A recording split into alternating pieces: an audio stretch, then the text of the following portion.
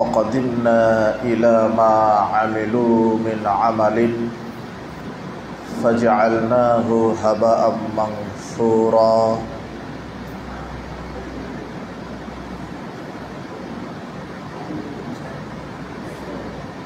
عن عائشة قالت قال رسول الله صلى الله عليه وسلم من عمل عملا ليس عليه أمرنا فهو رد رواه مسلم।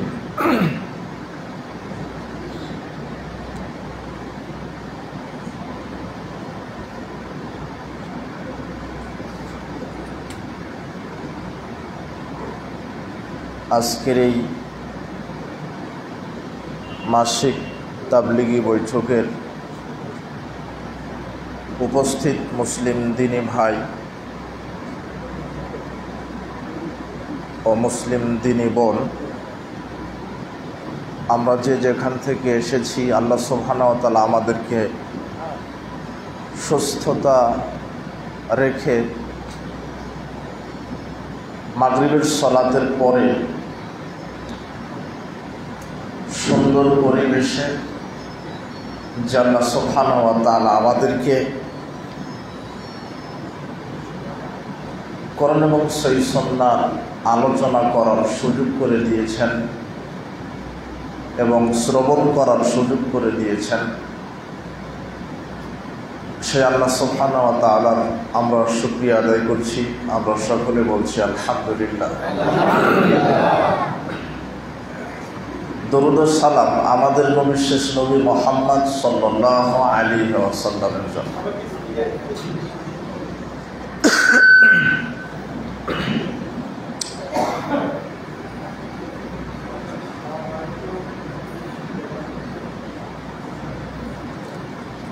আজকের এই মাসিক তালিমি বৈঠকের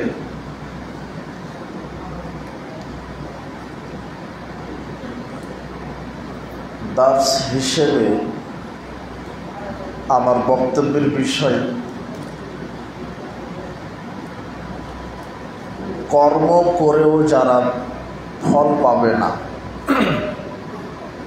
এটা একটা বিষয়।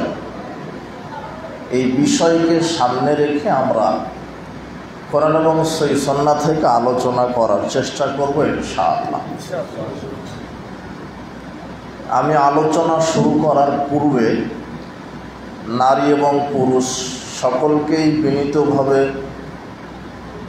অনুরোধ জানাবো, আপনারা কথাবার্তা, অমনোযোগিতা, অলসতা সব কিছু ত্যাগ করে একনিষ্ঠভাবে আমাদের কথাগুলি শোনার এবং বোঝার চেষ্টা করেন।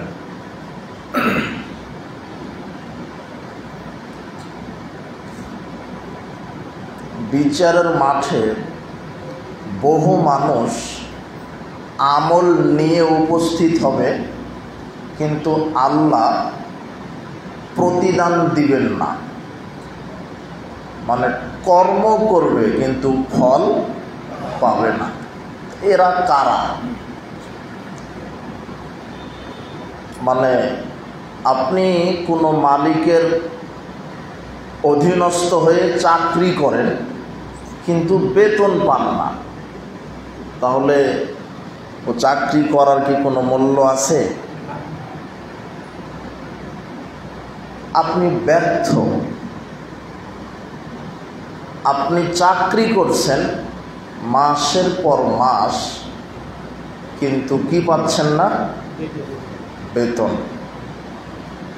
আপনি দিনমজুর। আপনি কোনো এক মালিকের কাজ করলেন সকাল 8টা থেকে নিয়ে বিকেল 4টা পর্যন্ত, মালিক আপনাকে মজুরি দিল না, তাহলে আপনি যে কাজ করলেন সকাল 8টা থেকে নিয়ে 4টা পর্যন্ত, এই কাজটা বিফল, ব্যর্থ। কাজ করলেন কিন্তু কাজের প্রতিদান আপনি পেলেন না।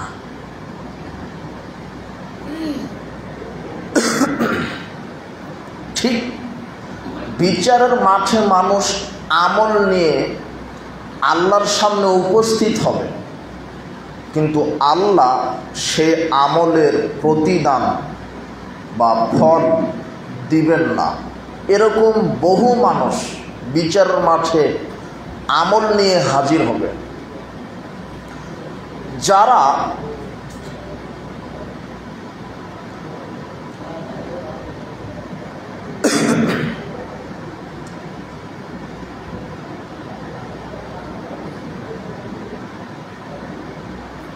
জি এদিক ওদিক করবেন না,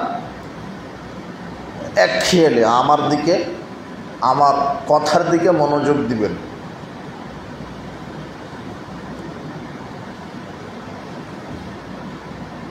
আমার কথা বুঝতে পারলেন যে কর্ম করছেন কিন্তু ফল পাচ্ছেন না, ওই কর্মে কি কোনো দাম আছে? আপনার ছেলে চাকরি করে কিন্তু বেতন পায় না, ওই চাকরির কি মূল্য আছে? আপনি দিন দিন কাজ করেন, দিন মজুরি করেন, কিন্তু মালিক আপনাকে বেতন দেয় না, মজুরি দেয় না, ওই কাজের কোনো দাম নেই। ঠিক অনুরূপভাবে কর্ম করে মানুষ ফল পাবে না বিচারের মাঠে। অনেক মানুষ কর্ম, এটা বাংলা শব্দ, এর আরবি হচ্ছে আমল। বলেন তো কি? আমল। আমল। আর আমলটা কি? সালাত। এটা কি? এটা একটা আমল। সিয়াম, এটা একটা আমল। হজ, এটা একটা আমল। যাকাত, এটা একটা আমল। সাদাকা, দান খয়রাত করা, এটাও কি? কোরআন মাজিদ তেলাওয়াত করা, এটা কি? তাসবিহ তাহলিল করা, এগুলি এক একটা আমল, কর্ম। মানুষ এগুলি আমল করবে, কিন্তু বিচার মাঠে আল্লাহ এই আমলের প্রতিদান দিবেন না। তো কেন দিবেন না? মানে কর্ম করবে কিন্তু ফল পাবে না বহু মানুষ। এর কিছু কারণ আছে, এর কিছু কারণ আছে। দেখেন তো আমরা সেই কারণগুলির মধ্যে আছি কিনা। আপনি বিচার মাঠে সালাত, সিয়াম, হজ, যাকাত, তাসবিহ তাহলিল, দান খয়রাত, কোরআন মাজিদ তেলাওয়াত সব আমল নিয়ে উপস্থিত হবেন, কিন্তু আল্লাহ সেই আমলের কোনো প্রতিদান দিবেন না। তার মানে যেই লোক আমল নিয়ে উপস্থিত হবে কিন্তু আল্লাহ কোনো প্রতিদান দিবেন না, এর চাইতে হতভাগা বিচার মাঠে আর কোনো লোক নেই। তো কি কারণে, কি কারণে আপনি আমল নিয়ে উপস্থিত হবেন কিন্তু ফল পাচ্ছেন না, আল্লাহ ফল দিচ্ছেন না? কারণ কি? বহু কারণ আছে। সেই কারণগুলি নিয়ে আমরা নির্ধারিত সময় পর্যন্ত আলোচনা করব ইনশাআল্লাহ। আর আমরা বোঝার চেষ্টা করব, দেখি সেই কারণগুলি আমাদের মধ্যে আছে কিনা। আল্লাহ সুবহানাহু ওয়া তাআলা বলছেন আমিলাতুন নাসিবা, বহু আমলকারী বিচারের মাঠে হতাশ হবে। যেমন চাকরি করার পরে বেতন পেলেন না, আপনি হতাশ। কি ব্যাপার, আমি 1 মাস ধরে ডিউটি করলাম, মালিক আমাকে বেতন দিল না, না আপনি হতাশ, আপনি ব্যর্থ। সারাদিন কাজ করলেন, মালিক আপনাকে মজুরি দিল না, আপনি হতাশ, আপনি ব্যর্থ। আল্লাহ সুবহানাহু ওয়া তাআলা এই কথাই বলছেন সূরা গাশিয়া, আমিলাতুন নাসিবা, বহু আমলকারী বিচার মাঠে আমল করে করে ক্লান্ত হবে, হতাশা প্রকাশ করবে, বলবে আহা এত আমল করলাম, এত আমল করেছিলাম দুনিয়াতে, হজ করেছি, যাকাত দিয়েছি, দান করেছি, সাদাকা করেছি, অনেক আমল করেছি, মসজিদ মাদ্রাসা নির্মাণ করে দিয়েছি, কিন্তু আল্লাহ আমার এই আমলগুলির প্রতিদান দিল না। এভাবে হতাশা প্রকাশ করবে। এটা 1। 2 সূরা ফুরকান 25 নম্বর সূরা 23 নম্বর আয়াত, আল্লাহ সুবহানাহু ওয়া তাআলা বলছেন, ওয়াকাদিমনা ইলা মা আমিলু মিন আমালিন ফাজআলনাহু হাবাআম মানসুরা। বিচারের মাঠে আল্লাহর সামনে প্রত্যেকটা মানুষের আমলনামা পেশ করা হবে। বলা হবে যে এটা অমুকের আমলনামা, আর এই যে অমুক। ফেরেশতারা আল্লাহর সামনে আমলনামা পেশ করবেন। আমলনামা বুঝেন, মানে দুনিয়াতে আপনি যত আমল করেছেন, সালাত, সিয়াম, হজ, যাকাত, তাসবিহ, তাহলিল, যা করেছেন, যতটুকুন পেরেছেন, যা করছেন, সব ফেরেশতারা লিখে রাখছেন। এই বিশ্বাস কি আপনাদের আছে? ইমানের রুকুন 6টা, তার মধ্যে একটা ফেরেশতার উপরে বিশ্বাস। আমানতু বিল্লাহে, আল্লাহর প্রতি ঈমান। আমানতু বিল্লাহে, এরপরে কি? ওয়া মালাইকাতিহি ওয়া কুতুবিহি ওয়া রাসূলিহি ওয়াল ইয়াউমিল আখিরি ওয়াল কদরে খায়রি ওয়া শাররি মিনাল্লাহি তাআলা। 6টা ভিত্তি কিসের? ঈমানের। ঈমানের ভিত্তি কয়টা? 6টা। আল্লাহর প্রতি বিশ্বাস, ফেরেশতাগুলোর প্রতি বিশ্বাস, কিতাব সমূহের প্রতি বিশ্বাস, রসুলগণের প্রতি বিশ্বাস, পরকালের প্রতি বিশ্বাস, আর তাকদীর, ভাগ্যের ভালো মন্দের প্রতি বিশ্বাস। তো 6টার মধ্যে একটা আছে ফেরেশতাকুলের প্রতি বিশ্বাস। আল্লাহ সুবহানাহু ওয়া তাআলা বলছেন, মা ইয়ালফিযু মিন কাওলিন ইল্লা লাদাইহি রাকিবুন আতীদ। মানুষ এমন কোনো কথা কর্ম বলে না যেটা ফেরেশতারা রেকর্ড করে না রাখছেন। আপনি দিনে রাতে, গোপনে, প্রকাশ্যে, একাকী, দলবদ্ধভাবে ভালো করেন, মন্দ করেন, ছোট বড় করেন, যেখানে যেই কর্মটাই করেন, ফেরেশতারা সঙ্গে সঙ্গে লিখে রাখছে, অডিও করে রাখছে, ভিডিও করে রাখছে। বিচার মাঠে আল্লাহর সামনে আল্লাহকে আপনি ফাঁকি দিতে পারবেন না। তারপরেও মানুষ অস্বীকার করে বলবে যে আল্লাহ এগুলি ফেরেশতা বানিয়ে লিখেছে। তখন আল্লাহ বলবেন, আলিয়াউমা, আজকে, নাখতিমু আলা আফওয়াহিহিম, তোমাদের মুখ বন্ধ করে দেব। ওয়া তুকাল্লিমুনা আইদিহিম, মানুষের হাত সেদিন কথা বলবে। ওয়া তাশহাদু আরজুলুহুম, পা সাক্ষ্য দিবে। বিমা কানু ইয়াকসিবুন, যা উপার্জন করেছেন, যেটাই আপনি উপার্জন করেন। যখন আপনি বলবেন যেগুলি ফেরেশতা বানিয়ে লিখেছে, তখন হাত কথা বলবে। হাত বলে দিবে যে আল্লাহ অমুক সময়তে এই হাত দিয়ে একজন লোককে লাঠি দিয়ে পিটিয়েছিল। জিহ্বা কথা বলবে, এই জিহ্বা দিয়ে অমুকের বদনাম করেছে, গীবত করেছে, গালি দিয়েছে। পা কথা বলবে যে আমার দ্বারা জেনার রাস্তায় চলেছে, দুর্নীতির রাস্তায় চলেছে, সেদিন আর বাঁচার কোনো পথ থাকবে না। তো এরকমভাবে আমি বোঝাতে চাইলাম যে ফেরেশতা মানুষের কর্মগুলি লিখে রাখছেন। কি করে রাখছেন? তো আপনি সালাত, সিয়াম, হজ, যাকাত যা আদায় করেছেন তা লিখে রাখছেন। এই আমলনামাটা বিচার মাঠে আল্লাহর সামনে পেশ করবে। আল্লাহ এই কথা নিজে বলছেন, আমার সামনে পেশ করা হবে আমলনামা, যেখানে লেখা থাকবে আপনার সালাত, সিয়াম, হজ, যাকাত যতটুকুন করেছেন ততটুকুন লেখা থাকবে। ফাজআলনাহু হাবাআম মানসুরা, আল্লাহ সুবহানাহু ওয়া তাআলা সেই খাতাটি নিজে দেখবেন। দেখার পরে বহু মানুষের আমলনামা ধূলিকণায় নিক্ষেপ করবেন। কোথায় নিক্ষেপ করবেন? ধূলিকণায়। তার মানে কর্ম করলেন কিন্তু ফল আল্লাহ দিলেন না, কবুল করলেন না, গ্রহণ করলেন না। কি কারণ? এখনো কারণ কিন্তু আলোচনা করা হয়নি। সূরা গাশিয়াতে আল্লাহ বলছেন যে আমলকারী হতাশ হবে। মানে সকাল 8টা থেকে নিয়ে বিকেল 4টা পর্যন্ত কাজ করে যখন আপনি বেতন পেলেন না, তখন আপনি হতাশ হলেন যে আমার ছেলে এখন কি খাবে, মেয়ে কি খাবে, স্ত্রী কি খাবে, কালকে আমার ছেলের পরীক্ষা, টাকা লাগবে, কিন্তু আপনি টাকা পেলেন না, আপনি হতাশ হলেন না?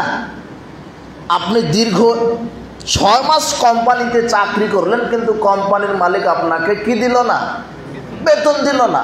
অথচ আপনি পরিকল্পনা করছেন যে 6 মাসের বেতন একবারে নেব, এই একটা গাড়ি কিনবো, অথবা এই করব, মাকে শাড়ি কিনে দিব, স্ত্রীকে শাড়ি কিনে দিব, মাকে স্বর্ণের চুড়ি বানিয়ে দিব। এটা একটা আপনার স্বপ্ন। 6 মাসের বেতন আপনি চাকরি করছেন আর কি করছেন? স্বপ্ন দেখছেন। কিন্তু 6 মাস পরে মালিক আপনাকে কি দিল না? বেতন দিল না। এখন আপনি হতাশ হবেন কি না?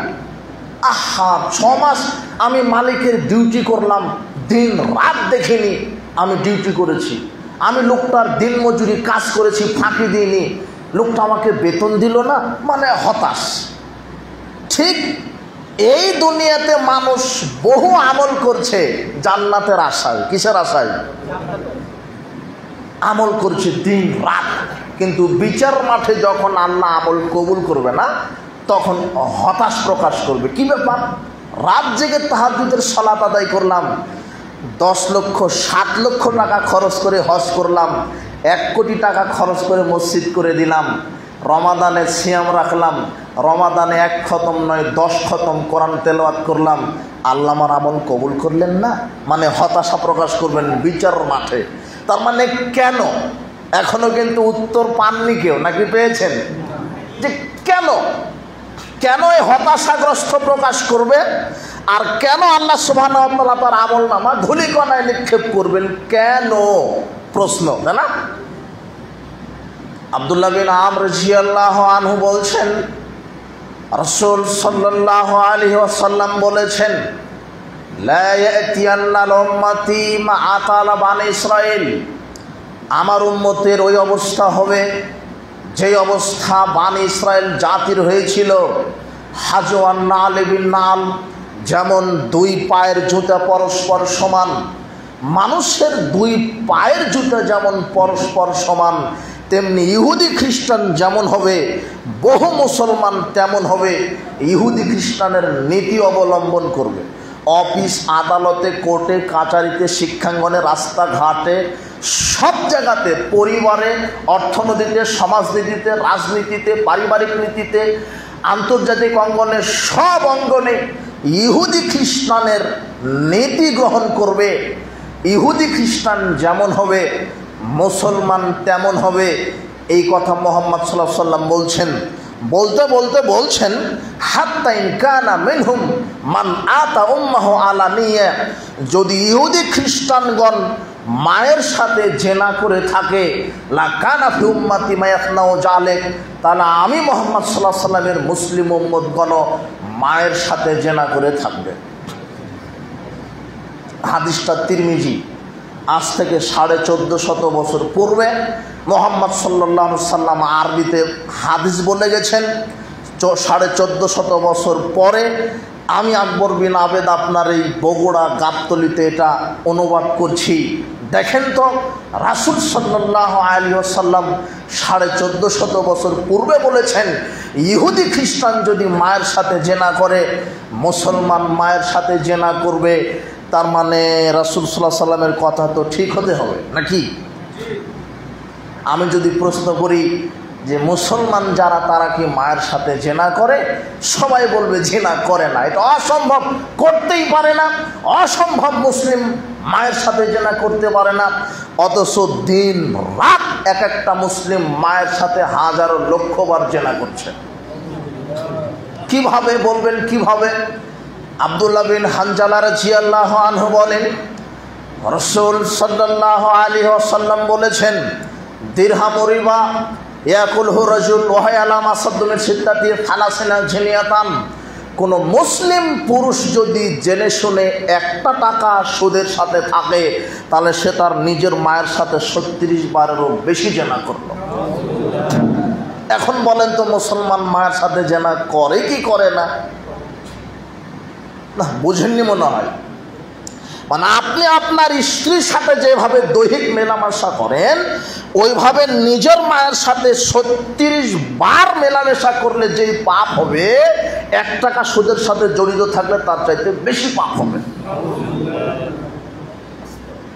তো এখন আপনি দেখেন আপনার বগুড়া গাবতলীতে সুদখোর আছে কিনা। আর বগুড়া গাবতলীতে শতকরা কতজন হিন্দু থাকতে পারে? কতজন থাকতে পারে হিন্দু? শতকরা 10 জন 5 জন। 90% তো মুসলিম। মুহাম্মদ সাল্লাল্লাহু আলাইহি ওয়াসাল্লাম বলছেন মুসলমান মায়ের সাথে জিনা করবে। তার মানে এখন আপনি বলেন যে মায়ের সাথে জিনা করছে না? করছে। কিভাবে?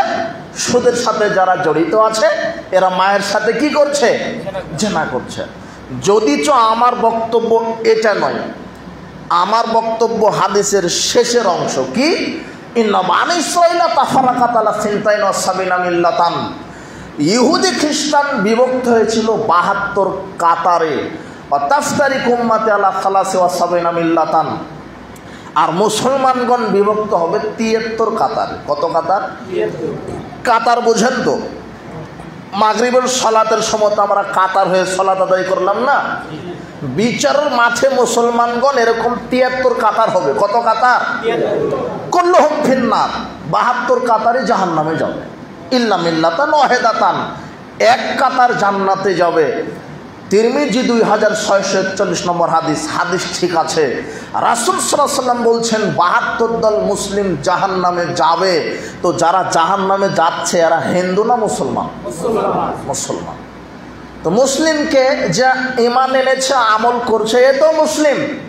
তার মানে এই 72 দল মুসলমান আমল নিয়ে বিচার মাঠে যাবে, কিন্তু ফল ভোগ করতে পারবে না। মানে কর্ম করবে কিন্তু ফল পাবে না। কেন? এখনো প্রশ্নই থেকে যাচ্ছে। প্রথমে সূরা গাশিয়াতে বলা হলো আমলকারী হতাশা প্রকাশ করবে, মানে কাজ করেছেন বেতন পাননি, হতাশ। 2 সূরা ফুরকানে বলছেন যে আমল নামা আমি আল্লাহর নিকটে পেশ করবে, আমি আমল নামাটা ধূলিকণায় উড়িয়ে দিব, মানে কবুল করবেন না। কর্ম করলেন কিন্তু আল্লাহ ফল দিলেন না। কেন? এখানে এই হাদিসে রাসূল সাল্লাল্লাহু আলাইহি ওয়াসাল্লাম বলছেন যে মুসলমানগণ 73 কাতারে বিভক্ত হবে, 72 কাতার জাহান্নামে যাবে, এক কাতার জান্নাতে যাবে।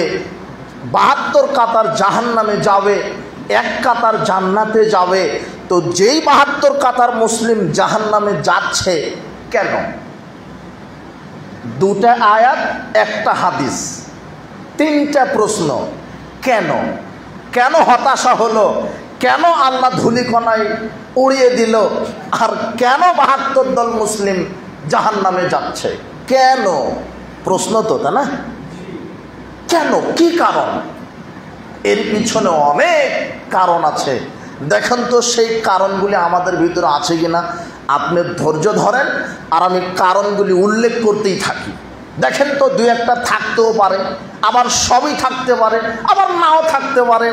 যদি কারণগুলি থাকে তাহলে আমল করেও জাহান্নামে যেতে হবে, আর যদি কারণগুলি না থাকে তাহলে আমল করে আপনি ফল পাবেন ইনশাআল্লাহ।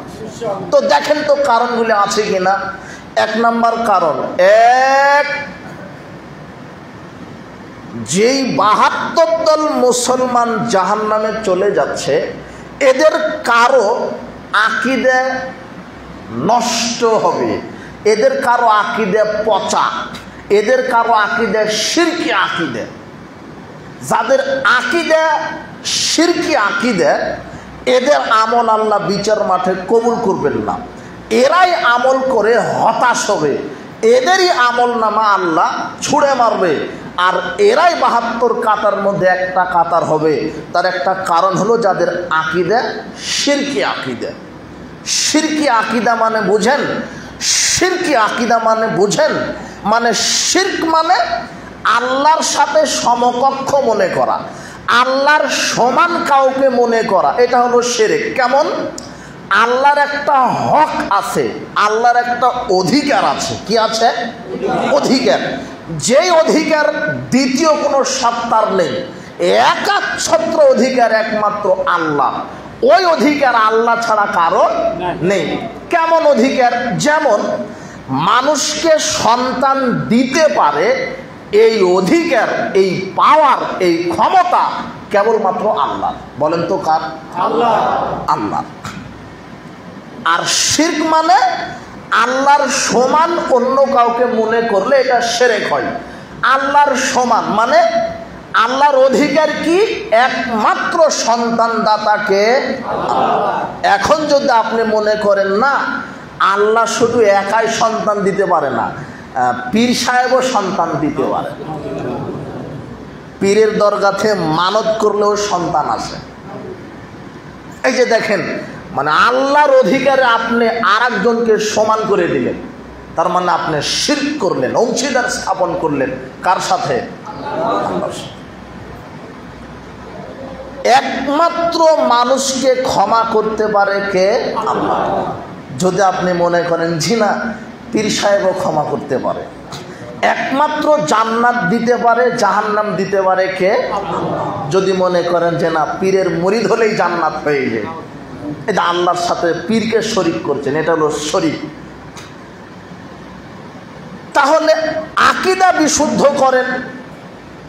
বর্তমান সমাজে যে কত পথভ্রষ্ট পচা আকীদার লোক আছে আপনি অবাক হবেন। শিরকি আকীদা ধারণ করে আছে মানুষ, শিরকি আকীদা ধারণ করে আছে মানুষ। বলছে যে আল্লাহও লাগে, হিল্লাও লাগে। হিল্লান, এবার আপনার ফুটফুটে বাচ্চা হয়েছে, বাচ্চাটা দিলেন কে? আল্লাহ। এখন আপনার দাদি নানি বলছে বেটা তাবিজ ঝুলিয়ে দাও, তাবিজ ঝুলিয়ে দাও, তাহলে ও আর কান্নাকাটি করবে না, ওকে আর বালা মুসিবত ধরবে না, আর কপালে একটা কালো টিপ দিয়ে দাও। তাবিজ ঝুলানো শিরক। রাসূল সাল্লাল্লাহু আলাইহি ওয়াসাল্লাম বলছেন মান তাআল্লাকা তামিমা ফাকাদ আশরাকা, যে ব্যক্তি গলায় হাতে কোমরে তাবিজ ঝুলালো সে হলো মুশরিক। তার আকীদা যে তাবিজ বাচ্চাকে বাঁচিয়ে রাখবে, অথচ আল্লাহ বাচ্চাকে জন্ম দিলেন, সেই আল্লাহ বাঁচিয়ে রাখবেন, এটা আকীদা হওয়ার কথা ছিল। আল্লাহ পৃথিবীতে বাচ্চা পাঠিয়ে দিলেন আর বাঁচাতে পারবেন না, মানে আপনার বিশ্বাস গেছে আল্লাহর উপরে অর্ধেক, তাবিজের উপরে অর্ধেক। কালো টিপ দিয়েছেন মানে আল্লাহর উপরে অর্ধেক ভরসা, কালো টিপের উপরে অর্ধেক ভরসা, অথচ আপনার পুরো ভরসা কার উপরে হওয়া উচিত ছিল? সন্তান দিয়েছেন আল্লাহ, যদি মরে যাই মেরে ফেলবেনও আল্লাহ, এটাই আমার আকীদা হওয়ার কথা ছিল। তো দেখেন আপনার আকীদা যদি সঠিক হয়, কিন্তু বহু মানুষের আকীদা এই শিরকি আকীদা লালন করে আছে। আকীদার বিষয়টাই ব্যাপক, তবে আপনাকে কয়েক মিনিট আমাদের স্রষ্টাকে আল্লাহ, এই সৃষ্টিকর্তা আল্লাহ সম্পর্কে আমাদের আকীদা ঠিক নেই। সারা পৃথিবীতে প্রায় প্রত্যেকটা মুসলিম দল যারা আছে প্রায় আকীদা ভ্রষ্ট, প্রায় লোক এদের আকীদা। একজন লোক বলছে যে মানুষকে শুধু একাই গরম লাগে না। এই কিছুদিন আগে প্রচণ্ড খরা গেল না, গরম, তো আমাদের এলাকার এক লোক বলছে যে মানুষকে শুধু একাই গরম লাগে না, আল্লাহকেও গরম লাগে। তো কি যুক্তি? তো বলছে যে কেন আপনি জানেন না যত কাল্লা তত আল্লাহ, মানে যত মানুষ প্রত্যেক মানুষের ভিতরে আল্লাহ আছে, তার মানে মানুষকে যদি গরম লাগে আল্লাহকেও গরম লাগে। দেখছেন শিরকি আকীদা। প্রায় মুসলিম এই সুফি রোগে আক্রান্ত, সুফিদের এই পচা আকীদায় বিশ্বাসী।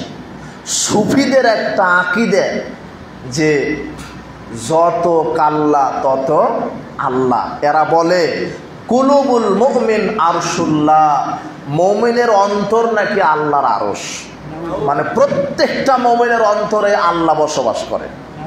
মানে আল্লাহ আর মানুষকে এরা একাকার করে দিয়েছে। সুফিদের একটা আকীদা ওয়াহদাতুল ওজুদ, মানে প্রত্যেকের ভিতরেই আল্লাহ বিদ্যমান। কুকুরের ভিতরে আল্লাহ, আপনার শিয়ালের ভিতরে আল্লাহ, গরুর ভিতরে আল্লাহ, মানুষের কলবে কলবে আল্লাহ, অথচ আল্লাহ আছেন কোথায়? আরশে আজিমে। আরশে আজিমে তিনি আছেন, তিনি সশরীরে সমাসীন, তবে তার এলেম, তার দৃষ্টি, তার শক্তি সারা পৃথিবী নিয়ে পরিবেষ্টন হয়ে আছে, কিন্তু তিনি সশরীরে আছেন কোথায়? আরশে আজিমে। এটা হলো সঠিক আকীদা। আল্লাহ মানুষের ভিতরে নন, মানুষের ভিতরে আছে আল্লাহর এলেম, আল্লাহর পাওয়ার, আল্লাহর দৃষ্টি। আল্লাহর দৃষ্টির বাহিরে কেউ নয়। আল্লাহ এরকম নাকি যেমন আমাদের সামনে শীতের সময়তে প্রচণ্ড কুয়াশা আসলে সামনের লোককে দেখা যায় না, তো আল্লাহ এরকম নাকি যে প্রচণ্ড কুয়াশার কারণে বগুড়াবাসীকে আল্লাহ দেখতে পান না, এরকম নাকি? জি না, আল্লাহর দৃষ্টির বাহিরে কেউ নন। তিনি সশরীরে আছেন আরশে আজিমে, কিন্তু তার দৃষ্টি আছে সারা পৃথিবী মিলে। এই জন্য তিনি ওয়াহু আলা কুল্লি শাইইন কাদির, তিনি সর্বশক্তিমান। কিন্তু এই সুফিদের একটা আকীদা যে আল্লাহ হচ্ছে ওই যে হিন্দুদের একটা আকীদা সর্বেশ্বরবাদ, মানে সবকেই তারা আল্লাহ মনে করে, সাপও আল্লাহ, গরু আল্লাহ, মূর্তি আল্লাহ। ঠিক এই সুফিরা মুসলিম সমাজে এই মারফতের নামে এই পচা আকীদা তারা প্রচার এবং প্রসার করছে। এটা 1 নম্বর আকীদা। 2 নম্বর সুফিদের আকীদা কি? প্রকৃত সুফি, প্রকৃত পীরই হচ্ছে আল্লাহ। প্রকৃত পীর কি? আল্লাহ। এটা কাদের আকীদা? সুফিদের। তাদের আরেকটি আকীদা কি? হ্যাঁ, এরা বলে হুয়াল কাউলু বিআন্নাল্লাহা ইয়াহিল্লু ফিল ইনসান, মানুষ জিকির করতে করতে মানুষ নিজেই আল্লাহ হয়ে যায়। আল্লাহ মানুষের ভিতরে আল্লাহ বিলীন হয়ে যায়। মানুষও জিকির করতে করতে আল্লাহর রুহের মধ্যে মানুষও বিলীন হয়ে যায়। এই যে পচা আকীদা, এই আকীদার লোক আছে, এরাই সংখ্যায় ভারী। না হলে এত মাজার, লক্ষ লক্ষ মাজার, কবর পূজা করছে, ওখানে সেজদা দিচ্ছে, ওখানে মানত করছে, ওখানে রিজিক চাচ্ছে, ওখানে ক্ষমা চাচ্ছে, ওটাই হচ্ছে মানে সুপারিশের মালিক মনে করছে, জান্নাত দেওয়ার মালিক মনে করছে। কত পচা আকীদা নিয়ে মানুষ ইবাদত করছে। যে প্রকৃত সুফি কি? আল্লাহ। আর একটা আমাদের দেশের অনেক লোক আছে, আর বিশেষ করে শিক্ষিত সমাজেরাই, এই যে লালন ভক্ত কিছু লোক আছে, জানেন? লালন সঙ্গীত নাকি খুব মজা লাগে। লালন ভক্ত অনেক লোক আছে, কিন্তু লালন যে কি, ওর জাত কি, পৃথিবীর কোনো মানুষের জানা নেই। তবে লালন যে টাটকা মুশরিক, টাটকা মুশরিক এটা নিশ্চিত। কেন? আপনি লালন ভক্ত করেন, লালনকে মহব্বত করেন, আসলে এই লালন ধর্মটাই হলো একটা বিকৃত যৌন ধর্ম। লালন লালন শাহের ইতিহাসে, লালন ধর্মের ইতিহাসে একটা শব্দ আছে, সেটা হলো লতা সিদ্ধি। লতা সিদ্ধি হচ্ছে তান্ত্রিক শব্দে লতা মানে হচ্ছে নারীর যৌনাঙ্গ। এই লালন ভক্ত যারা, এই পীর, এই ফকির, পীর ফকিরের যারা সুফি, এরা বলে, এদের কিন্তু 5 ওয়াক্ত সালাত লাগে না, জানেন? এরা বলে যে ইবলিস সব জায়গাতে সেজদা দিয়েছে, কাজেই আর মসজিদ, মাঠে, ময়দানে সেজদা দিয়ে লাভ নাই। ইবলিস শুধু সেজদা দিতে পারেনি নারীর যৌনাঙ্গে, কাজেই নারীর যৌনাঙ্গে সেজদা দিলেই জান্নাত হবে। বুঝেছেন? এই যে লালন ধর্ম, লালনকে আপনি বিশ্বাস করেন, তাই না?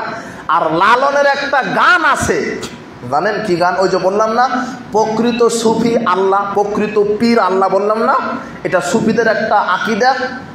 লালন বলছে, পাগল মন রে গুরু ভজনা, গুরু নামে আছে সুধা, যিনি গুরু তিনি খোদা।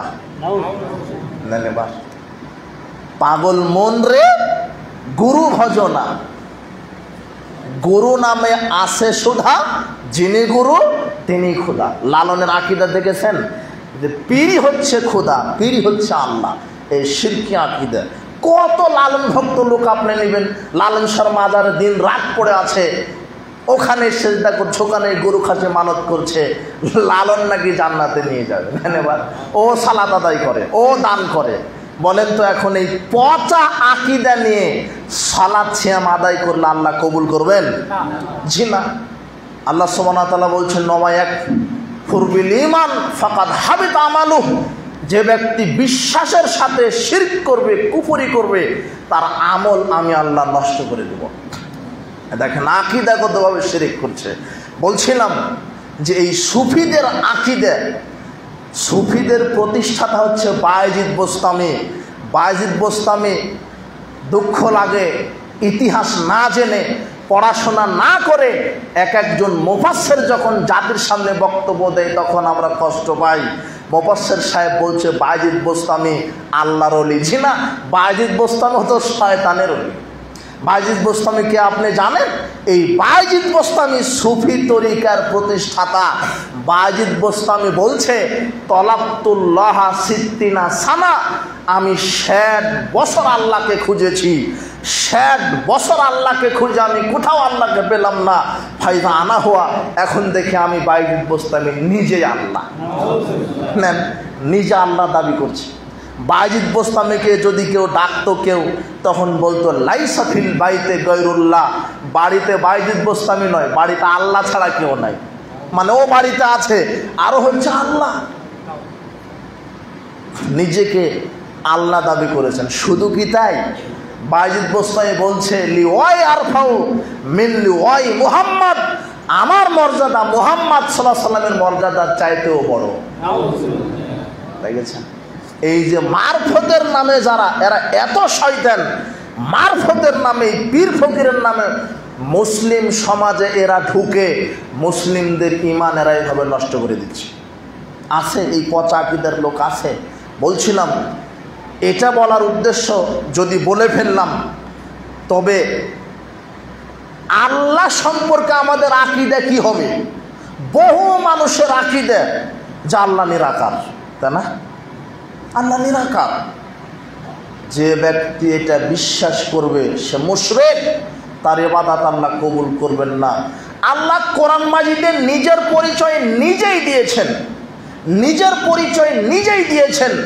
আল্লাহ বলছেন মা মানাকান তাসজুদা লিমা খালাকতু বিয়াদাইয়া, ইয়া ইবলিস, হে ইবলিস, তোমাকে আদমকে সেজদা দিতে কিসে বাধা দিল? যে আদমকে আমি আল্লাহ নিজ হাতে তৈরি করেছি। এই যে দেখেন আল্লাহর হাত নাই। সূরা সাদ 38 নম্বর সূরা 75 নম্বর আয়াত। এই যে দেখেন আল্লাহর হাত আছে, তার মানে আল্লাহ কি নিরাকার? বিচার মাঠে জাহান্নামীদেরকে জাহান্নামে দিবেন, ফামান্নার ফালাত ফামাতামতালিও, জাহান্নাম পরিপূর্ণ হবে না হাত্তা, যতক্ষণ না এজাল্লাহু রিজলাহু, আল্লাহ তার পা জাহান্নামে ঢুকিয়ে না দিবেন। এই যে দেখেন আল্লাহর পা আছে। আল্লাহ সুবহানাহু ওয়া তাআলা বলছেন ওয়া কাল্লামা আল্লাহু মূসা তাকলিমান, আল্লাহ সুবহানাহু ওয়া তাআলা মূসা আলাইহিস সালামের সাথে কথা বলেছেন। এই যে আল্লাহর মুখ আছে, জিহ্বা আছে, না হলে কথা বললেন কিভাবে? কথা মনে বুঝতে পারছেন না। আল্লাহর হাত আছে, পা আছে, মুখ আছে। কুল্লু মান আলাইহা ফান ওয়া ইয়াবকা ওয়াজহু রাব্বিকা যুল জালালি ওয়াল ইকরাম, সারা পৃথিবীতে যা কিছু আছে সব ধ্বংস হবে, একমাত্র তো আপনার রবের চেহারা ব্যতীত। এই যে দেখেন আল্লাহর চেহারা আছে। যে আল্লাহ নিজের পরিচয় নিজে দিয়েছেন, সেই আল্লাহর পরিচয় যদি আমরা জানি যে আল্লাহ নিরাকার, ঈমান থাকবে? আর আমরা দুঃখ করে বলি যারা নিজেকে মাযহাবী দাবি করেন, কিসের মাযহাবী দাবি করেন, কিসের ভিত্তিতে? ইমাম আবু হানিফার আকীদার সাথে আপনার আকীদার মিল নেই, ইমামগণের নীতি আদর্শের সাথে আপনার নীতি আদর্শের আমলের কোনো মিল নেই।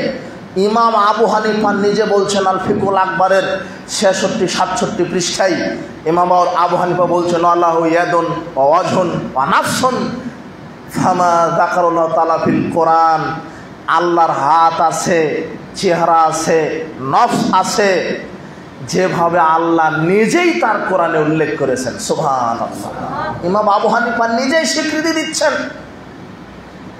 তার মানে আল্লাহর আকার আছে, কিন্তু বহু মুসলিম এরা বিশ্বাস করে আল্লাহ কি নিরাকার। এরা হচ্ছে আকীদা পচা। আর কি? আল্লাহ সব জায়গাতে বিরাজমান, আল্লাহ সব জায়গাতে থাকে।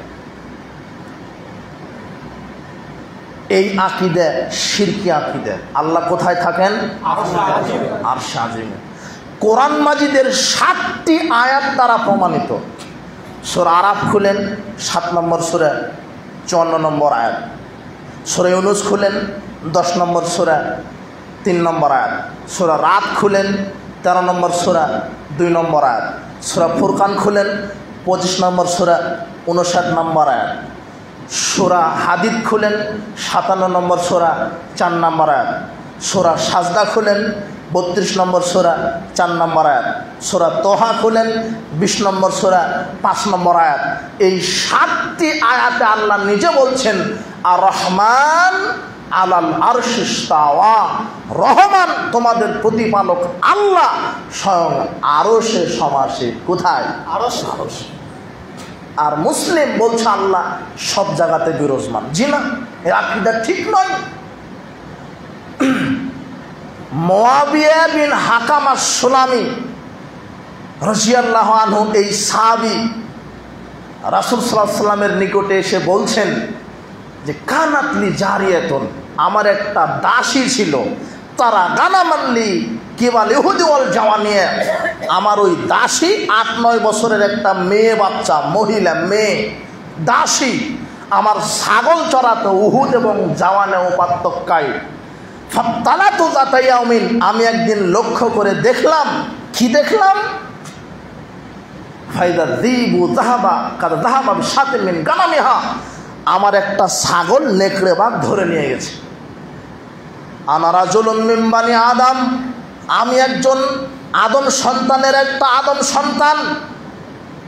আসাফু কামা ইয়াসাফুনা, আদম সন্তান যেমন রাগ করে, আমি একজন সাহাবী, আমিও রাগ করলাম। ফাসাকাতু সাকাতান, রাগে আমার দাসীকে একটা চড় মারলাম। কেন? নেকড়ে একটা ছাগলকে ধরে নিয়ে গেছে, এই জন্য চড় মেরেছি। মুআবিয়া বিন হাকাম আস-সুলামি বলছেন আমি নিজেকে বড় অপরাধী মনে করলাম।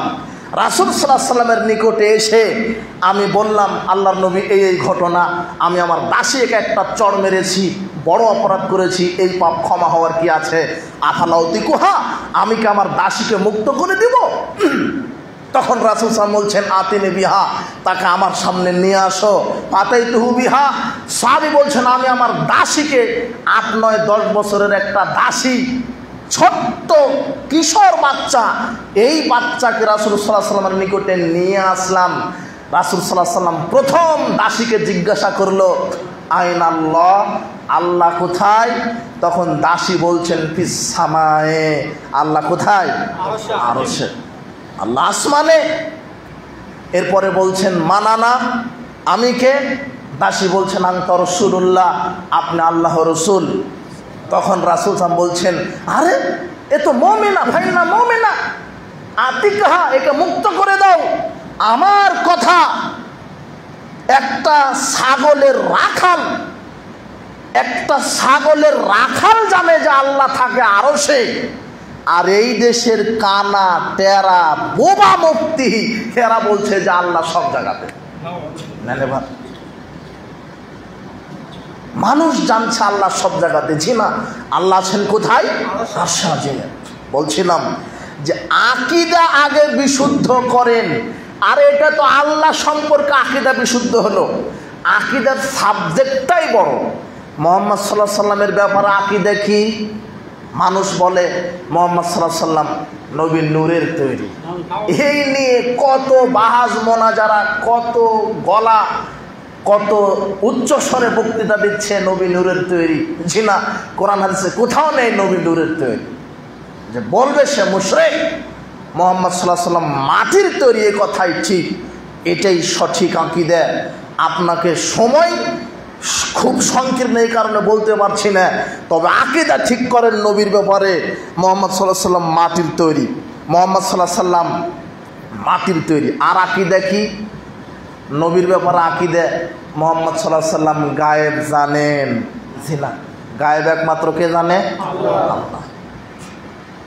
যদি গায়েবই জানবেন তাহলে আয়েশা রাদিয়াল্লাহু তাআলা আনহার গলার হার হারিয়ে গেলেন, ঘন্টার পর ঘন্টা খোঁজা লাগলো কেন? মুহাম্মদ সাল্লাল্লাহু আলাইহি সাল্লাম গায়েবই যখন জানলেন তখন বলে দিতে পারতেন যে ওই যে উঠের পেটের নিচে হাড় আছে। তিনি গায়েব জানেন না, গায়েব একমাত্র কে জানেন? আল্লাহ নিজে বলছেন, আপনি বলেন লা আলামুল গায়েব, আমি নবীর গায়েব জানা নাই, এটা আল্লাহ নিজে বলছেন। আর কি আকীদা নবীর ব্যাপারে?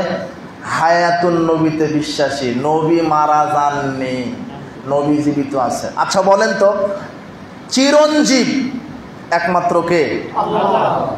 যারা বলছেন নবী জীবিত, তার মানে নবীও চিরঞ্জীব, বুঝেননি মনে হয়? নবী যেহেতু জীবিত তাহলে ও তো আর মরবে না, কবরেও জীবিত। যারা বিশ্বাস করবে নবী জীবিত, এরা হলো অরিজিনাল টাটকা মুশরিক, সবচাইতে বড় মুশরিক। কেননা চিরঞ্জীব একমাত্র কে? তারা বিশ্বাস করে নবীও জীবিত আছে, নবীও চিরঞ্জীব, আল্লাহর সাথে নবীকে সমান সাব্যস্ত করলো, জি না? হ্যাঁ, হাদিস আছে একটা, কি আল আম্বিয়াউ আহইয়াউন ফি কুবুরিহিম ইউসাল্লুন, নবীগণ কবরে জীবিত থেকে সালাত আদায় করে। কবর হচ্ছে এটা বারজাকি জীবন। বারজাকি জীবন মানে কবর থেকে দুনিয়ার মানুষের সাথে কোনো সম্পর্ক রাখতে পারবে না, দুনিয়ার মানুষ বারজাকি মানুষের সাথে কোনো সম্পর্ক রাখতে পারবে না, একে বলা হয় বারজাকি জীবন। যারা বলছে যে নবী কবরে জীবিত, এটা উদ্দেশ্যমূলকভাবে বলছে। আর শুধু নবী নয়, পীরও কবরে জীবিত। নবী জীবিত থেকে দুনিয়ার মানুষের উপকার করতে পারে, মানুষের কল্যাণ করতে পারে, মানুষের এজন্য তারা মিলাদ কিয়াম করে। দেখবেন যখন মিলাদ অনুষ্ঠান করে তখন চেয়ারটা সাজিয়ে রাখে ফুল দিয়ে, রুমাল দিয়ে, আর বলে ইয়া নবী সালাম আলাইকা, মানে নবী এখন এখানে হাজির, উপস্থিত। নবী তো মারা যাননি। তো কতখানি ব্যাককেল ধরে নেন যে নবী উপস্থিত হলো, এটা 1 সেকেন্ডের জন্য। তো সারা পৃথিবীতে এক মুহূর্তে অন্তত 1000, 2000, 5000 জায়গাতে মেলাদ হয়।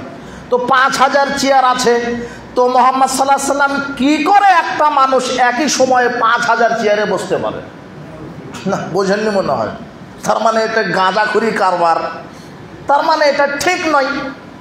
বলছিলাম যে নবী জীবিত, তাই মিলাদের মাহফিলে এসে হাজির হতে পারে, মানুষের দুঃখ কষ্ট শুনতে পারে, যে না, আকীদা ঠিক নয়। নবী দুনিয়াবী জীবন থেকে মারা গিয়েছেন, এটা হলো বিশুদ্ধ আকীদা। কথা বুঝতে পেরেছেন? বারজাখী জীবনে নবীরা জীবিত আছেন। এখানে জাতিকে, আলেম ওলামাকে পরিষ্কার করতে গিয়ে আমি আর একটা কথা বলছি, বারজাখী জীবনে শুধু নবীরা জীবিত নয়, বারজাখী জীবনে যারা শহীদ এরাও জীবিত আছে। সুবহানাল্লাহ। সূরা ইমরান খুলেন, 169 নম্বর আয়াত। আল্লাহ বলছেন, ওয়ালা তাহসাবান্নাল্লাযীনা কুতিলু ফি সাবিলিল্লাহি আমওয়াতান, যারা আল্লাহর রাস্তায় শহীদ হয়ে গেছে তোমরা তাদেরকে মৃত বলো না, বাল বরং আহইয়াউন ইনদা রাব্বিহিম ইউরযাকুন, বরং তারা আল্লাহর নিকটে জীবিত থেকে আল্লাহর রিজিক ভক্ষণ করছে। তার মানে শহীদেরাও কি আছে? এরা শুধু নবীর ক্ষেত্রে বলে জীবিত, মানে নবীর মারা গেছে, এখন নবীর উত্তরসূরি আলেম ওলামা, আর আলেম ওলামাকে বলেছে পীর, পীর সাহেবও কবরে জীবিত। এই পীরদের ব্যাপারে এই সুফিরা, এরা যে কত খারাপ আকীদার জন্ম দিয়েছে আপনি অবাক হবেন। বাংলাদেশে পীরদের ব্যাপারে আকীদা কি জানেন? এই সুফি, এই তরিকা, মাজার পূজা, খানকা পূজা, এই পীর ফকির এরা বলে যে যার পীর নাই তার পীর শয়তান। কে? যার পীর নাই তার পীর কে? এই জন্য পীর ধরা লাগবে। যার পীর নাই তার জান্নাত নাই, যার পীর নাই তার সুপারিশ নাই। নাউজুবিল্লাহি মিন যালিক। আর আমরা বলেছি যে পীর ধরেছে সে ইবলিস শয়তানকেই ধরেছে। পীর মানে শয়তান। ইসলামে পীর বলে কিছু নেই। এটা উদ্দেশ্যমূলকভাবে বলে। এই খানকার এই পাগড়িওয়ালা টুপিওয়ালা হুজুরেরা এই বাংলাদেশের এই সরল মোনা মমিনের ইমানকে নষ্ট করার জন্য এই কবর, খানকা, মাজার নামক শিরকের ফ্যাক্টরি এরা তৈরি করে বসে আছে। এখান থেকে আপনারা সাবধান হবেন। কবরে, মাজারে, খানকাতে শয়তান ছাড়া কেউ নেই। পীর মানে শয়তান, মনে রাখবেন। আর এরা বলছে পীরদের আকীদা সম্পর্কে এখন আপনাকে বলছি কি, যে পীরের মুরিদ হলে সালাত সিয়াম লাগে না। ওই যে ওরা পীরকে মানে জিকির করতে করতে আল্লাহর সাথে বিলীন হয়ে গেছে, মানে আল্লাহর হুকুম রহিত হয়ে গেছে, সালাত সিয়াম আর আদায় করা লাগবে না। আল্লাহ বলছেন মুহাম্মদকে, ওয়াবুদ রব্বাক হাত্তা ইয়াতিয়াকাল ইয়াকিন, মুহাম্মদ আপনি মরা পর্যন্ত সালাত আদায় করেন। কি পর্যন্ত? মুহাম্মাদের মরা পর্যন্ত সালাত আদায় করা লাগে। আর এই বাংলাদেশের এই দুর্গন্ধযুক্ত, আরে 20 বছর ধরে গোসল করেন, গায়ে পরিধান করে আছে চটের বস্তা, চুলগুলি পাটের ফেসার মতো জট লেগে আছে, গায়ের গন্ধে কাছে যাওয়া যায় না, এরকম এই শয়তান মার্কা পীরের মুরিদ ধরে নাকি সালাত সিয়াম লাগবে না। এটা সহ্য করা যায়? পীরের মুরিদ হলে কি লাগে না? সালাত সিয়াম। আর কি বলছে? পীরের মুরিদ হলে কবরের সওয়াল জবাবও হবে না। এটা আকীদা, এগুলি মানুষের আকীদা। আর কি, পীরের মুরিদ হলে পীর সাহেব পাপ ক্ষমা করে দেবেন। পাপ ক্ষমা করার মালিক কে?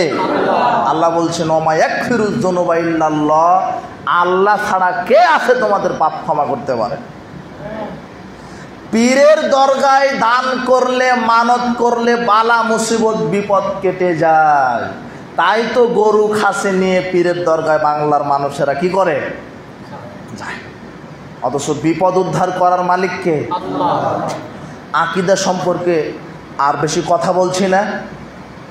বলছিলাম যে আফসোস করবে আমল করে, আমল নামা ছুঁড়ে মারবে, আর 72 কাতার মুসলিম জাহান্নামে যাবে। একটা কারণ বললাম, সেই কারণটা কি? শিরক। আকীদা নষ্ট, শিরকি আকীদা। এরাই বিচার মাঠে আফসোস করবে, বলবো আরে এত বড় গরু মাজারে দান করেছি, তাও কবুল হলো না। মাজারে এত সেজদা দিয়েছি, এত সালাত আদায় করেছি, কবুল হলো না। বুঝতে পারছেন তো এবার? মানে একটা উত্তর পাওয়া গেল, তাই না? 2, সহি মানে আকীদা ঠিক হতে হবে। তার মানে আমার আমলটা কবুল হতে হলে কি ঠিক হতে হবে? দ্বিতীয় কারণ, কি কারণে মানুষের আমল কবুল করা হবে না, কর্ম করেও ফল পাবে না? ইখলাস। এই ইখলাসটা ঠিক নাই। এই কারণে ইখলাস বোঝেন? একনিষ্ঠতা। সালাত, সিয়াম, হজ, যাকাত, কুরবানি, আপনার সিয়াম, দান, খয়রাত, যত ইবাদত করবেন একমাত্র আল্লাহকে সন্তুষ্ট করার জন্য করতে হবে। কাকে সন্তুষ্ট করার জন্য? মানুষকে দেখাবার জন্য সালাত আদায় করছেন, মানুষকে দেখানোর জন্য হজ করছেন, মানুষ আমাকে আলহাজ বলবে, মানুষকে দেখানোর জন্য দান করছেন। জি না। যারা ইবাদত করে মানুষের নিকটে মর্যাদা সম্মান পাওয়ার জন্য, এরাও মুশরিক। রিয়া, লোক দেখানো আমল শিরকি আমল। একমাত্র আপনার আমল কর্ম করবেন কাকে খুশি করার জন্য? আল্লাহকে। বিচার মাঠে প্রথম 3 শ্রেণীর মানুষকে দিয়ে জাহান্নাম উদ্বোধন করবেন। কয় শ্রেণীর? 3 শ্রেণীর। তার 1 নম্বর হবে শহীদ। শহীদ বুঝেন? যা আল্লাহ রাস্তায় জিহাদ করে মারা গেছে, এই শহীদকে দিয়ে আল্লাহ জাহান্নাম উদ্বোধন করবেন। ঘটনা কেমন হয়ে গেল? অথচ শহীদদের এত মর্যাদা যে শহীদদের রক্ত ঝরার পূর্বেই তার সব পাপ ক্ষমা করে দেওয়া হয়। তাকে তার রুহটা বের হওয়ার পূর্বেই তাকে জান্নাতে থাকার জায়গা দেখিয়ে দেওয়া হয়। শহীদদের এত মর্যাদা। শহীদকে কবরের শাস্তি থেকে বাঁচিয়ে দেওয়া হয়, শহীদকে বিচারের মাঠের শাস্তি থেকে বাঁচিয়ে দেওয়া হয়, শহীদকে বিচার মাঠে একটা মুকুট পরিয়ে দিবেন, যে মুকুটের মূল্য হবে আকাশ জমিন বিক্রি করলেও অত মূল্য হবে না। শহীদদের আত্মীয় স্বজন 70 জন যারা জাহান্নামে চলে যাবে, শহীদ ব্যক্তি বলবে আল্লাহ ওরা আমার আত্মীয় স্বজন, ওদেরকে জান্নাত দেন। শহীদদের সুপারিশ কবুল করে আল্লাহ জাহান্নামে 70 জন মানুষকে জান্নাতে দিয়ে দিবেন। মানে শহীদদের মর্যাদা কেমন। অথচ রাসূল সাল্লাল্লাহু আলাইহি ওয়াসাল্লাম বলছেন এই শহীদকে দিয়েই জাহান্নাম উদ্বোধন হবে। মানে কোন শহীদ? যেই শহীদের ইখলাস ঠিক ছিল না। আল্লাহ তাকে বলবেন কি করেছো? তখনও বলবে যে আমি বাহাদুর যেন আমাকে মানুষ বলে, আমাকে যেন মুক্তিযোদ্ধা বলে, আমি আপনার রাস্তায় জিহাদ করেছি আপনাকে সন্তুষ্ট করার জন্য। তখন আল্লাহ বলবেন না, তুমি তো জিহাদ করেছো, শহীদ হয়েছো যেন মানুষ তোমাকে বাহাবা দেয়, তুমি মানুষকে সন্তুষ্ট করার জন্য এখন তুমি জাহান্নামে চলে যাও। এই যে ইখলাস ঠিক না থাকার কারণে কোথায় গেল? আমল কাজে লাগলো না। দ্বিতীয় নম্বর হচ্ছে আলেম। আল্লাহ রাসূল বলছেন রাজুলুন তাআল্লামাল ইলমা ওয়া আল্লামাহু কারাল কোরআন। ওই ব্যক্তিকে বিচার মাঠে উপস্থিত করা হবে যেই ব্যক্তি নিজে ইলম শিখেছে, অপরকে শিখিয়েছে, বক্তৃতা দিয়ে বেরিয়েছে, কোরআন তেলাওয়াত করেছে। ফাউতিয়াবি ফারাফা নিয়ম ফারাফাহা, তাকে আল্লাহর সামনে হাজির করা হবে। আল্লাহ তখন আলেমকে বলবে ফামা আমেল তাফিহা, তুমি কি আমল করেছো বলো। তখন আলেম বলবে তাআল্লামতুল ইলমা ওয়া আল্লামতুহু ক্বারাতু ফিকাল কোরআন। আল্লাহ আমি নিজে ইলম উপার্জন করেছি, ইলম শিক্ষা দিয়েছি, আমি কোরআন তেলাওয়াত করেছি।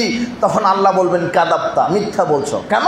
তুমি এই জন্য ইলম উপার্জন করেছো, এই জন্য বক্তৃতা দিয়েছো, এই জন্য কোরআনের কারি হয়েছিলে যাতে মানুষ তোমাকে বড় আলেম বলে, মানুষ তোমাকে বড় কারি বলে।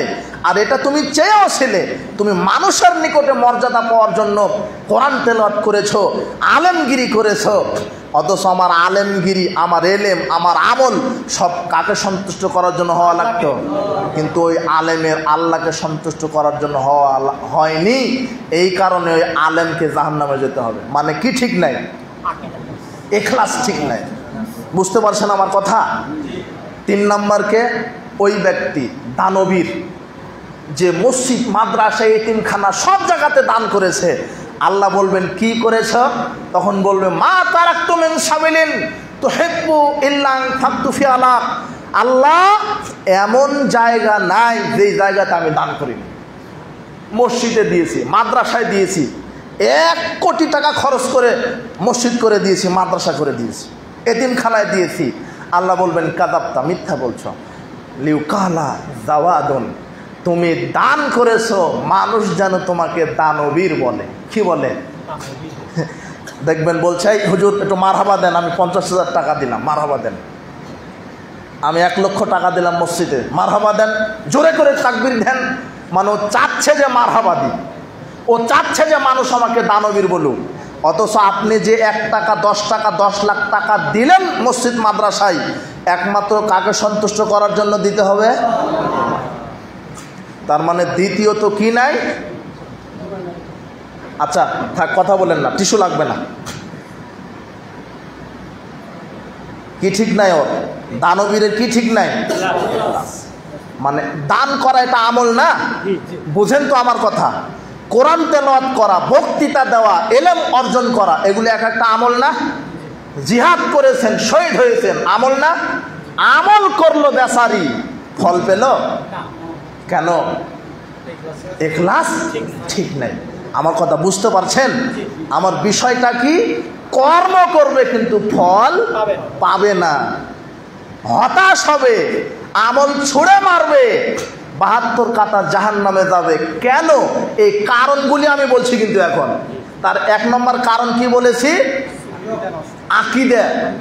আকীদা যাদের পচা নষ্ট। 2 নম্বর বললাম কি? ইখলাস।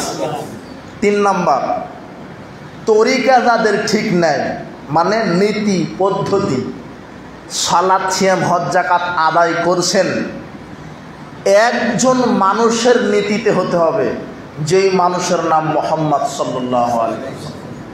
আল্লাহ সুবহানাহু ওয়া তাআলা বলছেন ইয়া আইয়ুহাল্লাযীনা আমানু আতিউল্লাহ ওয়া আতিউর রাসূলা ওয়া লা তুবতিলু আমালাকুম। তোমরা আল্লাহর আনুগত্য করো, রসুলের অনুসরণ করো, তোমাদের আমল বাতিল করো না। তার মানে আমল করেও আমল বিচার মাঠে কি হবে? বাতিল হবে। সূরা মুহাম্মাদের 33 আয়াতে আপনি খুলেন, আল্লাহ নিজে বলছেন, হে ইমানদারগণ, আল্লাহর আনুগত্য করো, রসুলের অনুসরণ করো, তোমাদের আমলকে কি করো না। কিন্তু রসুলের অনুসরণের যদি উল্টা হয়ে যায় তাহলে আমল কি হবে? আর আমল মানে কি? সালাত, সিয়াম, হজ, যাকাত, এগুলি কি আমল না? আপনি সালাত আদায় করছেন কিন্তু রসুলের তরিকায় হচ্ছে না, সিয়াম রাখছেন রসুলের তরিকায় হচ্ছে না, হজ আদায় করছেন রসুলের নীতিতে হচ্ছে না, যাকাত দিচ্ছেন রসুলের নীতিতে হচ্ছে না, ওই সালাত, সিয়াম, হজ আল্লাহ বিচার মাঠে কবুল করবেন না। নেন এবার একটা হাদিস ইবারত করি, আপনারা বিরক্ত হবেন না, ধৈর্য সহকারে কথাগুলি শ্রবণ করেন। আমরা আজকে এশার সালাতে একটু দেরিতে পড়বো ইনশাল্লাহ। আপনাকে বুঝতেই হবে, যখন সময় হবে আজান দিয়ে দিয়ে না, আর আমরা দেরিতে এশার সালাত আদায় করব। হয়ে গেছে যে আজান দিয়ে দেন। হ্যাঁ হ্যাঁ,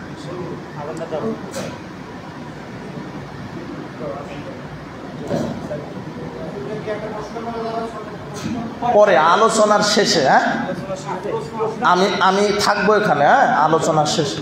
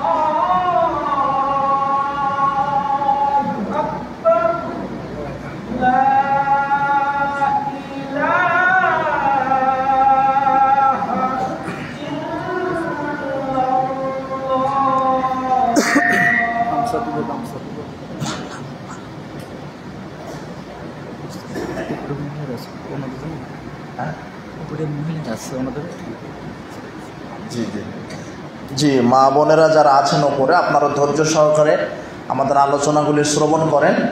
আমরা আলোচনার শেষে এশার সালাত জামাতে আদায় করবো ইনশাল্লাহ। অনেকে বলতে পারেন যে আজান হবে এক সময়, জামাত হবে আর এক সময়।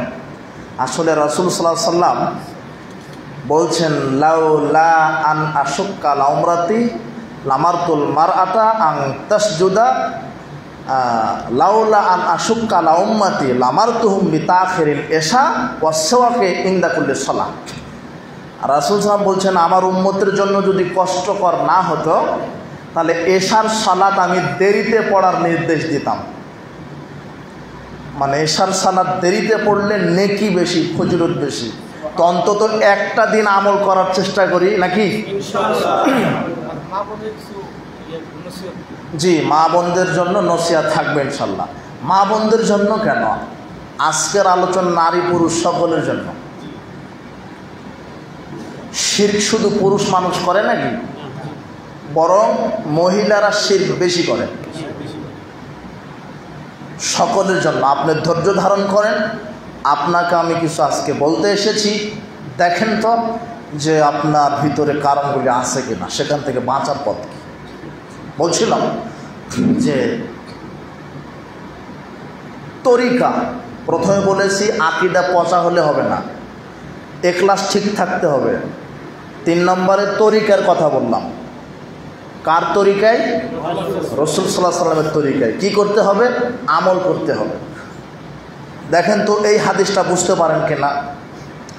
আয়েশা রাদিয়াল্লাহু তাআলা আনহা বলছেন, রাসূল সাল্লাল্লাহু আলাইহি ওয়াসাল্লাম বলেছেন, মান্না আমেলা আমালান, যে ব্যক্তি কোনো আমল করলো, লাইসা আলাইহি আমরুনা ফাহুয়া রাদ, যে ব্যক্তি কোনো আমল করলো অথচ সেই আমল আমি করতে বলিনি, তাহলে সেটা বাতিল। আবার বুঝেন, যে ব্যক্তি কোনো আমল করলো অথচ ওই আমলটা কে করতে বলেননি? রাসূল সাল্লাল্লাহু আলাইহি ওয়াসাল্লাম। তাহলে রাসূল সাল্লাল্লাহু আলাইহি ওয়াসাল্লাম যে আমল করতে বলেননি ওটা করলে ওই আমল কি হবে? সমাজে বহু মানুষ আমল করছে যেটা রাসূল সাল্লাল্লাহু আলাইহি ওয়াসাল্লাম ওইভাবে ওই আমল করতে বলেন। বহু মানুষ বহু আমল করছে। কি আমল? কি আমল যেটা রাসূল করতে বলেন? বাংলাদেশের প্রায় মসজিদগুলিতে দেখবেন যখন জুমার খুতবা হচ্ছে তখন লাল বাতি জ্বালানো আছে। লাল বাতি জ্বালানো আছে কেন? সুন্নত পড়তে দিবে না ইমাম সাহেব, যে কোনো মূল্যে ঠেকিয়ে রেখেছে রাসূলের সুন্নাতকে, পড়তেই দেব না। পড় দেখি বেটা, মানে লাল বাতি জ্বালিয়ে রেখে কি কাকে ঠেকিয়ে রেখেছে? সুন্নাতকে, রাসূলের সুন্নাতকে। এটা একটা মানুষের বানানো আমল। অথচ সুন্নাহ কি? রাসূল সাল্লাল্লাহু আলাইহি ওয়াসাল্লাম জুমার দিনে খুতবা দিচ্ছিলেন। দাখালা রাজুলুন ইয়াউমাল জুমা, এক ব্যক্তি জুমার দিনে প্রবেশ করলেন, করে বসে পড়েছেন। নবী সাল্লাল্লাহু আলাইহি ওয়াসাল্লাম ইয়াখতুব, খুতবা দিচ্ছিলেন কে? মুহাম্মদ সাল্লাল্লাহু আলাইহি ওয়াসাল্লাম। খুতবা দিচ্ছিলেন কে? মুহাম্মদ সাল্লাল্লাহু আলাইহি ওয়াসাল্লাম। লোকটি এসেই বসে পড়েছে।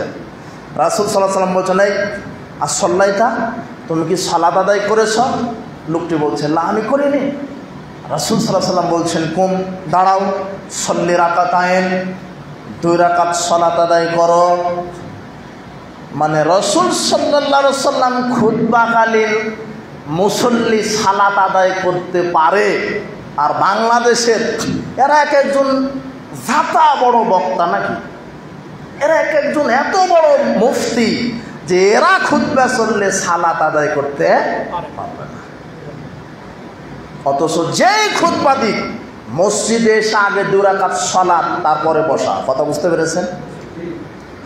আর একটা কি, ফজরের জামাত শুরু হয়ে গেছে, ও মসজিদে এসে আগে 2 রাকাত সুন্নাত একাকি পড়বে। আগে সুন্নাত পড়তে হবে, পরে আর সুন্নাত পড়া যাবে না। এই আকীদা ভুল। রাসূল সাল্লাল্লাহু আলাইহি ওয়াসাল্লাম বলছেন, ইযা উকিমাতিস সালাহ ফালা সালাতা ইল্লাল মাকতুবা, যখন সালাতের একামত হবে ফরজ সালাত ব্যতীত আর কোনো সালাত নেই। এসে দেখছেন ফজরের জামাত হয়ে গেছে, আপনি জামাতে শরীক হবেন। ফজরের ফরজ সালাত আদায়ের পরে 2 রাকাত সুন্নাত পড়বেন। কথা বুঝতে পেরেছেন? জি। এছাড়া আমাদের দেশে প্রায় মসজিদে ওকে আগে শিখায় দেওয়া হয়েছে যে পরে আর সুন্নাত পড়া যাবে না। ও এসেই এদিকে জামাত শেষ হয়ে যাচ্ছে, তাও ও পাড়াপাড়ি করে আগে 2 রাকাত সুন্নাত পড়ে। এদিকে ওই ইখলাসের সাথে সুন্নাতও হলো না, আর জামাতও শরীক হতে পারলো না, দুটাই গেল। নেন ঠিক। অথচ এই আকীদা, এই আমল ঠিক নয়। এসে দেখবেন জামাতে হাজির হয়ে যাবেন। কত যে আমল আছে আমাদের দেশে। রমাদান মাস, আসলে এই তরিখানে আলোচনা করতে আরো অনেক সময়। বলছিলাম যে রমাদান, সালাত এগুলি বেদাত দিয়েই শুরু হয়, রাসূলের তরিকা নেই। সাধারণ একটা দেখায়। যে আমলটা আপনি করছেন ওই আমলটা যদি রাসূল সাল্লাল্লাহু আলাইহি ওয়াসাল্লাম করতে না বলে ওই আমলটা কি হবে? বাতিল। সাধারণ একটা দেখায়, তাহলে বুঝে যাবেন। আমরা যে সালাম বিনিময় করি, কি বিনিময় করি? এটা একটা আমল। এটা একটা কি আমল? এত গুরুত্বপূর্ণ আমল। রাসূল সাল্লাল্লাহু আলাইহি ওয়াসাল্লাম বলছেন, তোমরা ততক্ষণ পর্যন্ত ঈমানদার হতে পারবে না যতক্ষণ না পরস্পরকে ভালো না বাসো। তোমরা ততক্ষণ পর্যন্ত পরস্পরকে ভালোবাসতে পারবে না যতক্ষণ না পরস্পর কি সালাম বিনিময় না করো। আমি কি তোমাদেরকে বলবো না যে কোন বিষয় পরস্পরের ভালোবাসা বৃদ্ধি করবে? সেটা হলো কি সালাম। তাহলে সালাম বিনিময় করা জান্নাতে যাওয়ার একটা মাধ্যম। রাসূল সাল্লাল্লাহু আলাইহি ওয়াসাল্লাম বলছেন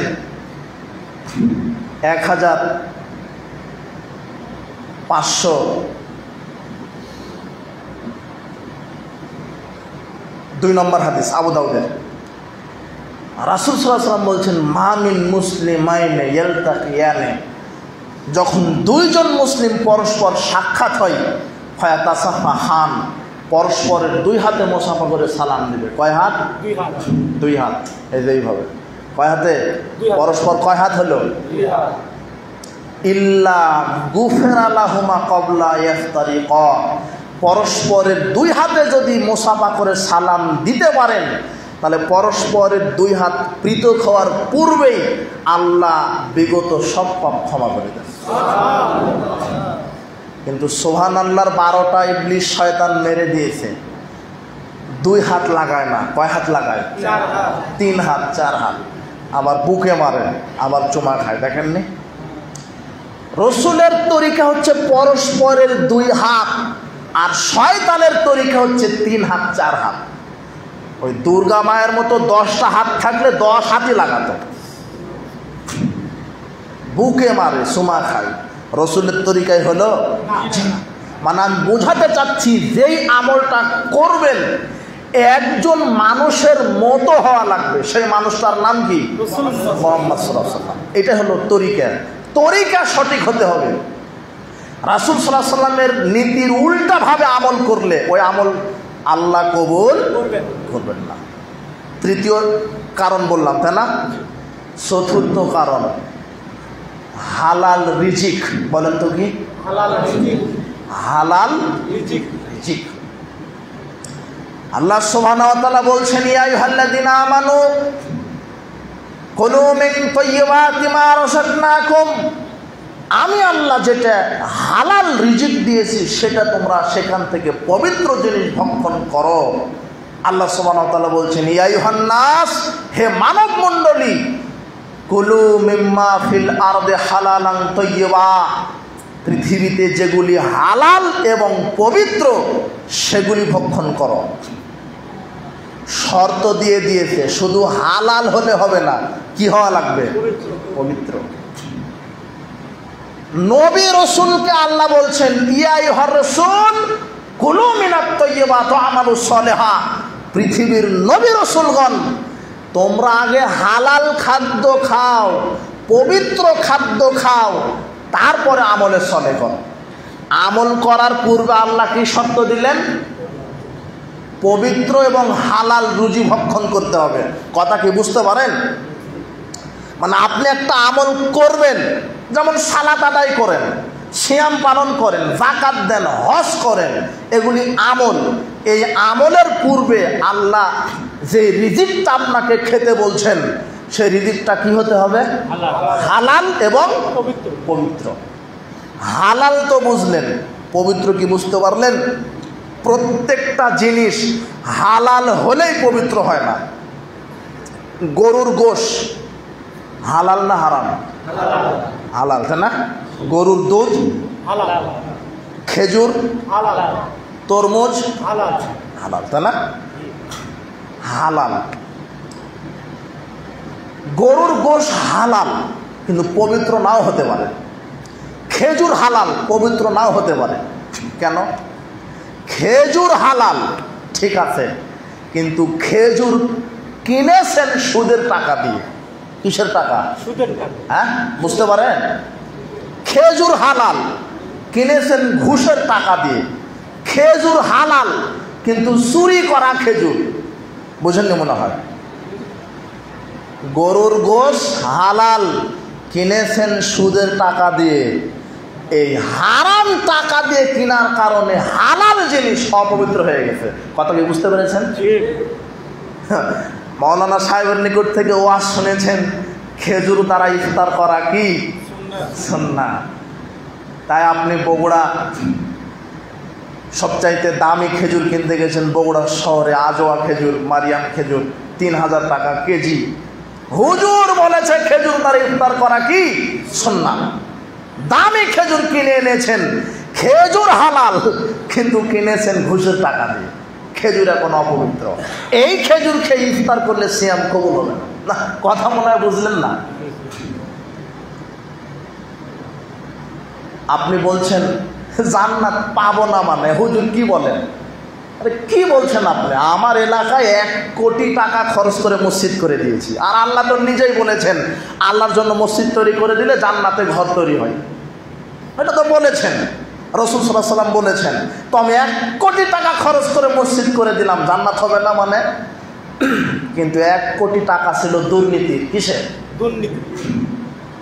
ওই নেতার যে 1 কোটি টাকা কিসের ছিল? দুর্নীতি। জনগণের মেরে দিয়েছে, কলমের খোঁচা দিয়ে মেরে দিয়েছে। ওই টাকা এনে আপনাকে দিচ্ছে, একটা মসজিদ তৈরি করে দিলেন, অমুক নেতা দিয়েছে, কিন্তু টাকাটা কিসের ছিল? জনগণের। দুর্নীতি। হজ করতে গেছেন, এই যারা দেশের সম্পদ, জনগণের সম্পদ আত্মসাৎ করে, এরা দুর্নীতিবাজ। এরা কি দুর্নীতিবাজ? এরা শুধু একাই দুর্নীতিবাজ, ঘরে ঘরে এখন দুর্নীতিবাজ আছে, জানেন?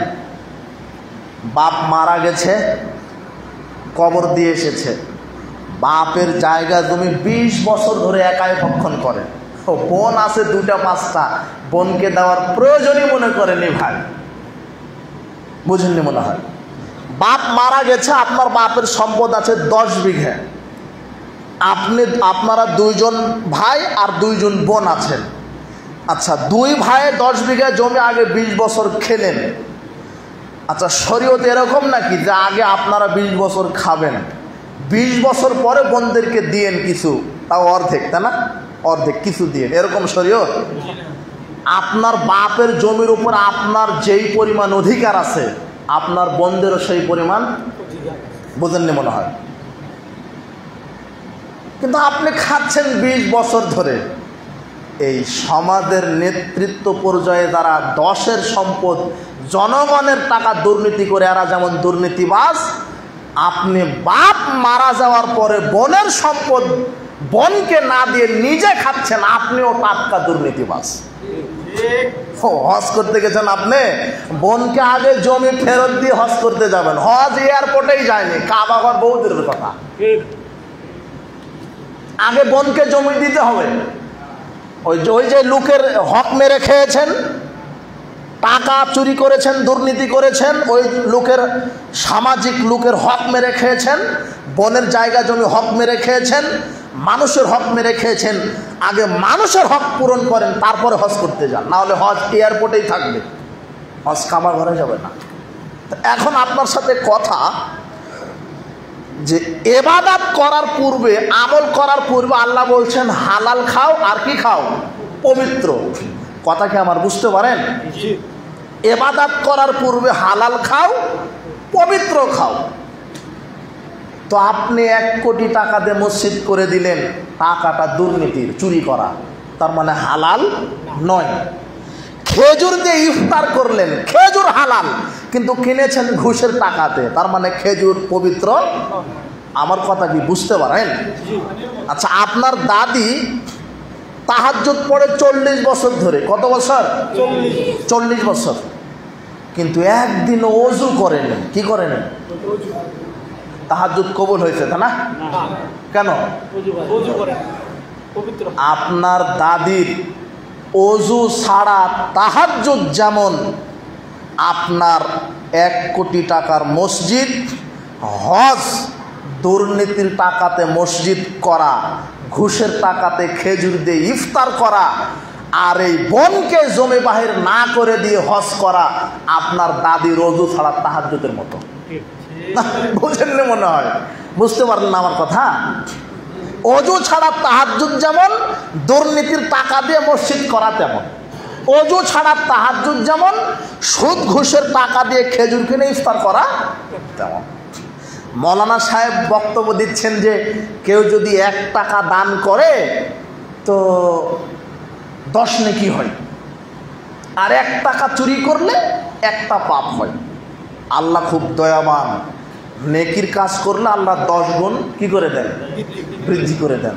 আর পাপের কাজ করলে, 1টা পাপের কাজ করলে 1টাই লিখেন। আল্লাহ বড় কি দয়াবান। মৌলানা সাহেবের বক্তব্য ঠিক। এই বক্তব্য শুনে এক চোর বুঝেন তো, পাশে ছিল এক ভিক্ষুক, চোখে দেখে না, ভিক্ষুক ভিক্ষা করছে। ওই চোর টাকা দেওয়ার বদলে টাকা কি করে নিয়েছে? চুরি করে নিয়েছে। 100 টাকা নোট উঠিয়ে নিয়েছে। চোর ওয়াজ শুনেছে যে 1 টাকা চুরি করলে 1 পাপ, 1 টাকা দান করলে 10 নাকি। 100 টাকা চুরি করলো, পাপ কয়টা হয়েছে? হ্যাঁ, 100। 100 টাকা চুরি করে 100টা পাপ হয়েছে। ওখান থেকে 10 টাকা মসজিদে দান করে দিয়েছে। 10 টাকা দান করলে নেকি কত হলো? হ্যাঁ, মানে 100 নেকি আর 100 পাপ সমান সমান না? ও বলছে যে 100 নেকি আর 100 পাপ সমান সমান, মাঝখানে আমার 90 টাকা লাভ। কয় টাকা লাভ? তো ওই চোর মাওলানা সাহেবের পরিপূর্ণ বক্তব্য শোনেনি, শুধু শুনেছে 1 টাকা দান করলে 10 নেকি, 1 টাকা চুরি করলে 1 পাপ, এতটুকুন শুনেই চলে গেছে। কিন্তু মাওলানা সাহেব বলেছে যে 1 টাকা দান করলে 10 নেকি হবে তখন যখন টাকাটা কি হবে? হালাল। তো আপনার আকীদা 1 কোটি টাকা খরচ করে মসজিদ করে দিয়েছেন, 7 লক্ষ টাকা খরচ করে হজ করেছেন, আর 3000 টাকা কেজি খেজুর ইফতার করি জান্নাত হবে না, মানে আপনার